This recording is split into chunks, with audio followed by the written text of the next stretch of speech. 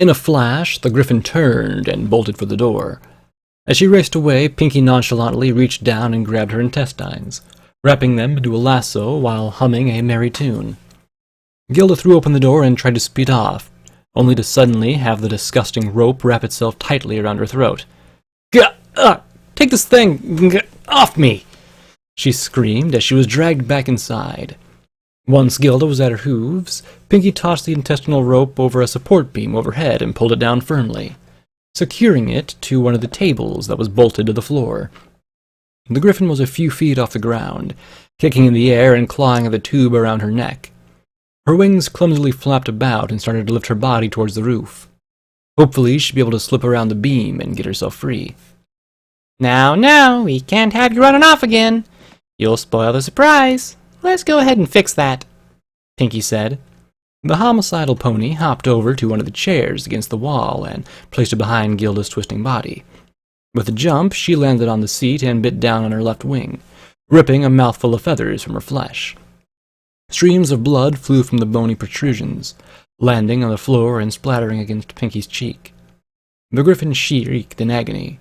Unable to lift herself further, Gilda fell limply and wheezed pathetically, strangled by the ropey flesh. Pinky ripped one feather after another from her body until both wings were completely barren and soaked in layers of red. The flow dripped down her back and hind legs, pooling below her. She tried to scream and cry for help, but barely managed to whisper. Her heart felt as if it was going to pound out of her chest as her air supply quickly diminished. The scene was the same from her nest. She clawed and scratched at nothing around her neck. The off-yellow branches that composed her bed had been soaked red. There we go. Now we can get started with the game every pony likes to play. Pinky reached behind herself and pulled out a 3-foot-long stick out of nowhere between her teeth. Pinata! Donning a blindfold and smiling wickedly, the pink menace smashed the stick into Gilda's ribcage. Loud cracks erupted from her torso, indicating her bones had snapped. The griffin yelled as loud as the loose letter. Another swing broke her hind leg. After a few missed attempts, Pinky connected with Gilda's side again, mostly in the flesh.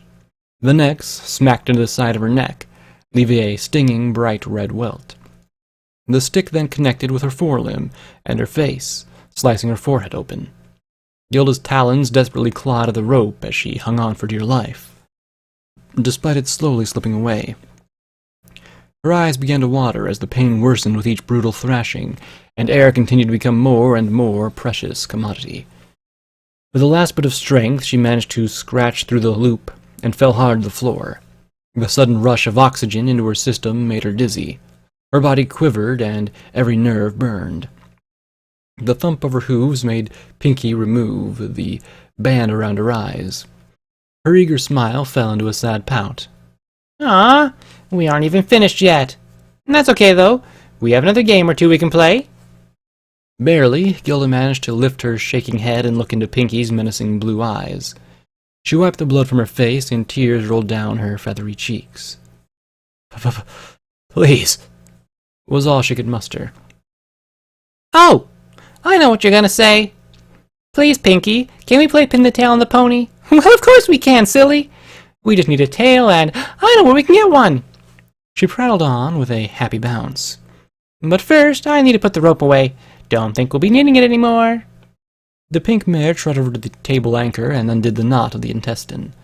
Once she pulled it together into a ball, she stuffed it unceremoniously back into her gaping wound, and it sealed itself shut, appearing as if nothing had existed before. She patted her now uninjured belly. Pinky proceeded over to the beaten and broken griffin. She bit down on Gilda's tail, planted her hooves on her golden flank, and pulled back with all her might. Gilda wailed as little by little the skin separated from the muscle and sinew, and finally the vertebrae snapped apart, sending Pinky somersaulting backwards. Shockwaves of agony shot straight up the griffin's spine, her limbs convulsed from the excruciating pain. Gilda couldn't even move enough to grab putatively at the source in an effect to make it stop throbbing uncontrollably. Her screams could have shattered glass. Outside her home, 3 of her neighbors were banging on the door, calling out for an answer. Her howls and shrieks woke up half of her block. They flew from window to window, trying to get a glimpse of what could be going on inside. Once they found her, bloody, screaming, wingless, and now tailless, one dashed off to the authorities while others broke in. They tried yelling and shaking her awake, but nothing seemed to work. In the phantasmal sugar cube corner, the murderous pony sat up with her trophy between her teeth. She spat it onto the floor and picked it back up, looking carefully at the hint of bone sticking out. No fair, Pinky cried out. There's no pin on this at all. Oh, this simply won't do. She rubbed her chin deep in thought, her eyes facing the floor. Suddenly, something grabbed her attention and she beamed with joy. With a quick snatch, Pinky took a feather in her hoof and stared at the quill. That's it. We have a pin, she sang. Though this isn't really a tail. Oh well, details. Pinky cantered up to Gilda's head and sat down. The exhausted griffin gazed up at her. Gilda's vision was beginning to blur. She twitched involuntarily as strength began to leave her. Boy, wasn't this fun. I do so love parties, but I think it's time to go. I just can't come up with any more games to play. I gotta tell you though, Gilda, it was a bad idea to challenge me to a game of pin the tail on the pony. No pony's ever beaten me before. Anyway, hope you had fun, because I sure did. With that, Pinky raised the feather and drove the tip down hard between Gilda's eyes, killing her instantly. Her head flopped onto the floor, her suffering finally over. The insane mare bounced around the body, thrilled with the outcome. Yay! I won! I won! I won! I won! See? I told you no pony could beat me!